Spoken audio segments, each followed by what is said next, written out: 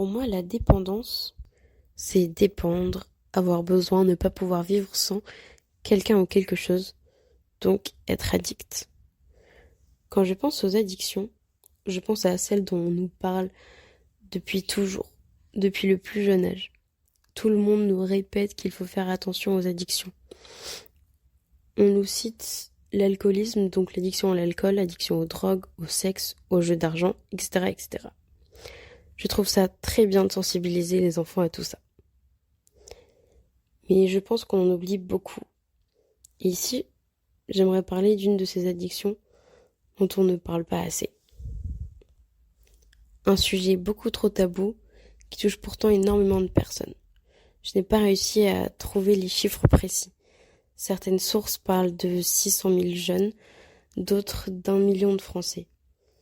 Je pense donc qu'on ne connaît pas les chiffres exacts tellement ce sujet est tabou. Certains en souffrent sans diagnostic, même sans le savoir. Je parle des troubles du comportement ou de conduite alimentaire, plus couramment appelés les TCA. Les TCA sont considérés comme une maladie, mais je trouve que ça pourrait aussi être considéré comme une addiction, une obsession de perte de poids. Tout le temps penser à la nourriture, une addiction à la balance, à la forme de son corps, etc., etc. On y retrouve les troubles les plus connus, qui sont les plus fréquents comme l'anorexie, qui consiste à restreindre la quantité de nourriture au maximum dans un but de perdre du poids. La boulimie, manger des grandes quantités de nourriture pendant des crises puis les dépenser, soit par exemple en se faisant vomir, soit jeûner, donc sauter des repas ou faire beaucoup de sport. Et l'hyperphagie boulimique, c'est la même chose que la boulimie, donc des crises où on avale une grande quantité de nourriture, mais sans les dépenser. Il y a énormément d'autres TCA très peu connus, comme par exemple l'orthorexie. C'est l'obsession d'une alimentation saine. La potomanie, c'est le besoin de boire de très grandes quantités, jusqu'à 10 litres par jour, d'eau ou d'alcool dans un but de purifier son corps. Ou encore le pica, plus souvent chez les enfants, qui consiste à manger des aliments non comestibles, comme des bâtons, des pierres ou du papier. Est-ce que tu sais ce que c'est les TCA ? Ça me dit quelque chose, mais non, bof. Non, je sais plus. Qu'on voit sur TikTok, genre... Non, je dois confondre avec TWA. Vas-y, explique ce que c'est. C'est un trouble du comportement alimentaire. C'est ça. Les TCA, c'est les troubles du comportement alimentaire. Ouais, c'est ça. Ouais. Qu'est-ce C'est que le trouble du comportement alimentaire. C'est genre, ça regroupe tout ce qui est la boulimie, l'anorexie, manger de façon compulsive. Enfin bref, globalement, je crois que c'est considéré comme TCA à partir du moment où genre c'est malsain ton rapport à la nourriture. Genre tu te dis est-ce que je mange pas, tu te pèses régulièrement, etc. C'est ça. Non. Les TCA? TCA. Non.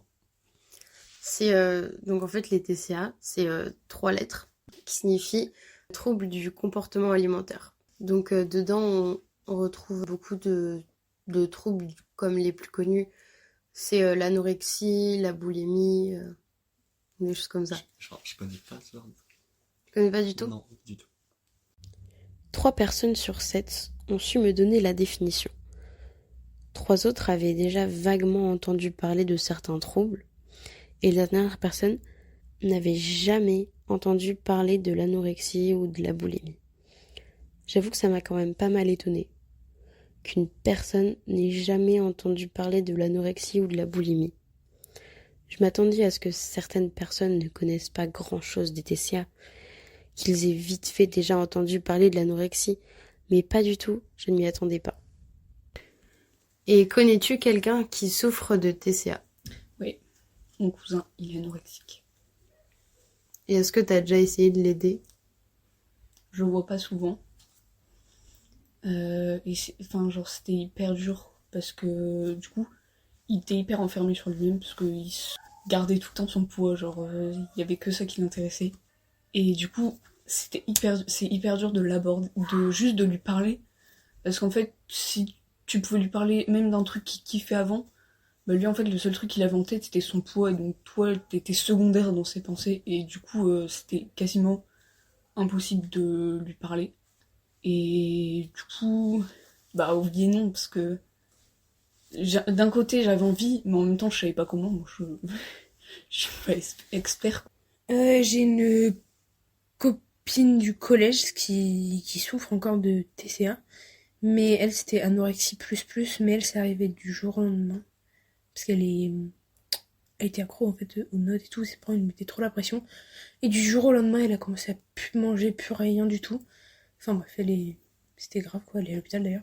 Enfin, et j'ai essayé de l'aider. Enfin, j'essayais de la... Même si je savais que c'était dur pour elle, et surtout du regard des autres, de manger devant les autres, j'ai essayé de la mettre le plus à l'aise possible et de la rassurer, de lui dire que c'était pas grave.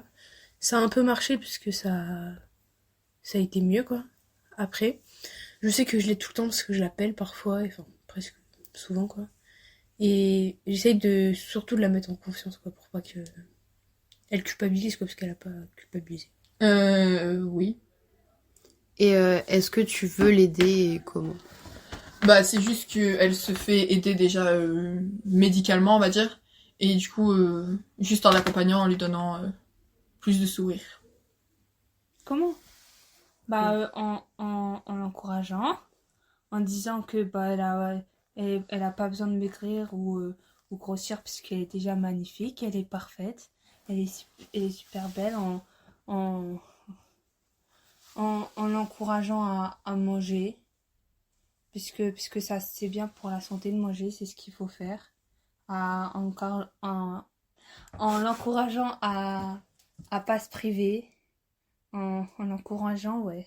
Oui, je connaissais une fille qui avait des troubles alimentaires qui était avec moi au collège. Et du coup, c'était un peu compliqué pour elle tous les jours. Enfin, par exemple, à la cantine des fois. Enfin, voilà. Bah, elle m'en a déjà parlé. Après, je savais pas trop comment l'aider. Donc, je sais qu'elle voyait un médecin. Je crois que oui, si, je crois que j'en connais dans ma classe, il y en a... Bah non, mais ces personnes-là, elles sont assez fermées, et puis je pense qu'avec le psychologue, ils en parlent genre régulièrement.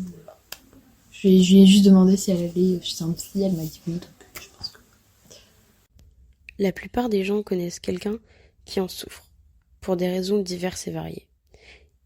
Ils veulent les aider, mais ils ont du mal, ils ne savent pas comment, et ils les voient comme des personnes renfermées sur elles-mêmes. Quand on voit quelqu'un souffrir, c'est humain de vouloir l'aider, surtout si c'est quelqu'un qu'on aime. Quand on voit notre petit cousin tomber à vélo, on va courir vers lui, désinfecter la plaie, mettre un pansement, sans oublier le bisou magique évidemment. C'est facile de l'aider, on sait tous mettre un spray désinfectant et un pansement sur un genou. Mais pour les TCA, c'est pas pareil. On n'a pas les outils, on ne sait pas comment faire. Alors on abandonne. Bien sûr, certains s'accrochent et veulent vraiment aider la personne, mais il y a évidemment une grande partie de son entourage qui va abandonner. Mais ces personnes, qu'est-ce qu'elles ressentent? On se met pas assez à leur place. C'est quoi les TCA du point de vue d'une personne qui en souffre? Est-ce que t'en as déjà souffert ou est-ce que t'as déjà essayé de changer la forme de ton corps, donc maigrir par exemple? En vrai, genre, Enfin, genre, c'était... Je sais pas si c'est... Enfin, je sais pas si c'était ça ou pas, mais genre, ça m'est déjà arrivé. J'avais une période... Genre, moi, je suis quelqu'un qui aime vraiment pas le sucre de base. Et genre, j'ai vraiment eu une période où... Genre, quand ça allait pas, je mangeais, genre, surtout beaucoup au goûter, par exemple. Je mangeais énormément de sucre. Genre... Je pouvais... En général, mes goûters, c'était genre facilement 2 à 3 fois plus gros que ce que je mangeais d'habitude. Et après, genre, j'avais l'impression de prendre du poids. Et après, du coup, le matin, en général, je mangeais pas. Pour pas prendre de poids. Oui, alors j'en ai souffert et j'en souffre encore, surtout de boulimie.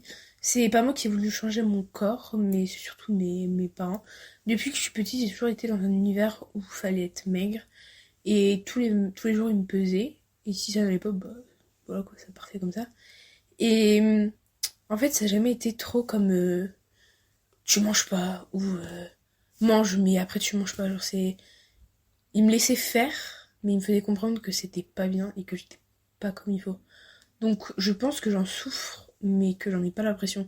Alors je vais manger et tout, mais après je vais pas me dire je vais pas manger. Je vais pas me restreindre pour quelque chose, même si c'est un peu la boulimie. Mais genre je mange et même si je sais que c'est pas bien, je vais continuer. Et après ouais voilà quoi. Je sais pas, c'est bizarre.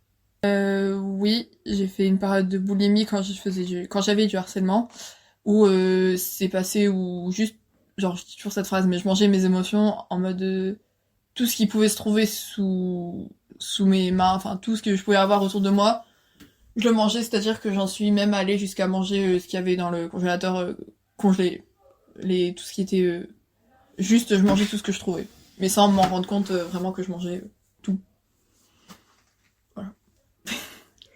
Bah, en mangeant moins, en me privant de quelques repas, de nourriture. Mais quelques fois, genre. Mais je mangeais quand même à ma faim, mais pas assez. Enfin, c'est pas... Ouais. Ouais. Est-ce que du coup, t'estimes que c'était d'une manière saine et la meilleure manière pour ton corps? Non. Tu vas dire pourquoi? Ouais, vas-y. Ouais, parce que du coup, je mangeais pas à ma faim, j'étais beaucoup plus fatiguée, je me plaignais tout le temps. Bon, ça, c'est pas la santé, mais je me plaignais tout le temps d'avoir faim. Enfin, j'avais tout le temps faim, quoi. Bon, ça change pas d'habitude, mais j'avais encore plus faim que d'habitude. 3 personnes savaient plus ou moins qu'elles en ont souffert à un moment dans leur vie. D'autres ont déjà essayé de perdre du poids, mais sans vraiment savoir si c'était des TCA. La plupart des personnes interviewées ont souhaité rester anonymes. C'est principalement pour cette question. Les TCA sont vécus comme une honte, une culpabilité. C'est pourtant un trouble très fréquent. C'est la 2e cause de mortalité chez les 15-24 ans. Je ne peux pas vraiment parler au nom de tous. Alors voici mon ressenti.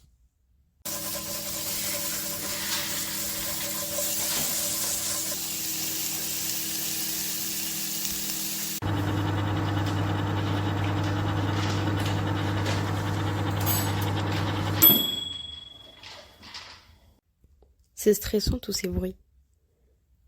C'est ce qui annonce que le repas arrive. C'est ce qui annonce le début du combat. Devoir résister à l'odeur, à la faim, à l'envie de manger, au « à table ».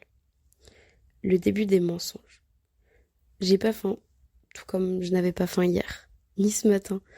Je n'aurai pas non plus faim ce soir, ni demain. Ou j'ai mal au ventre, je me sens pas de manger là. Ou encore, le fameux « j'ai déjà trop mangé ce matin ». Après, il y a 2 solutions. Soit on arrive à résister, soit on mange. Dans le premier cas, on est fier. Et si on n'a pas réussi, on va y penser pendant tout le reste de la journée, voire plus. Je pense que les TCA, c'est un mélange de honte, de regret et de culpabilité permanente. De manger, de trop manger, de ne pas faire assez de sport, etc. Mais aussi d'avoir une relation toxique avec la nourriture, alors que la famine existe. Elle est très présente dans le monde. Des millions de personnes rêveraient d'avoir le luxe de pouvoir se nourrir à sa faim. Nous, on a ce luxe, mais non, on va s'en passer juste pour une question de poids, d'apparence. On imagine les personnes souffrant de TCA comme renfermées sur elles-mêmes, dans leur monde. Et c'est un peu vrai. La quasi-totalité des actions sont dans un but de perdre du poids. Sortir, c'est pour brûler des calories. L'heure des repas est toujours stressante, donc très présente dans les esprits. Les TCA, c'est des litres de larmes. Ce qui est toxique aussi, c'est la réaction de l'entourage. On a peur qu'on nous force à manger, mais au final, c'est assez invisible. Il est très fréquent d'entendre « Oh, t'as perdu du poids, bravo, comment t'as fait ?» Comme si le but dans la vie était de perdre du poids. Comme si c'était un exploit. Alors on remercie, mais il faut répondre quoi à « Comment t'as fait ?» Que répondre quand on nous demande des conseils alors qu'on ne souhaite ça à personne. Alors, on répond comme tout le monde. Il faut manger équilibré et faire du sport. Ce qu'on n'a jamais réussi à faire au final. Je n'ai pas vraiment de conseils à donner. Je suis personne pour faire la morale. Je dirais juste qu'il faut être prudent, attentif aux personnes autour de nous, surveiller dès qu'on trouve quelque chose d'un peu louche. Si on voit quelqu'un parler régulièrement de son poids, si cette même personne trouve régulièrement des excuses pour ne pas manger ou ne pas assister au repas, je dirais qu'il faut essayer de discuter calmement, sans essayer de convaincre la personne de manger, ou faut pas faire la morale non plus. Faut juste essayer de comprendre comment elle se sent et la faire se sentir en confiance avec vous.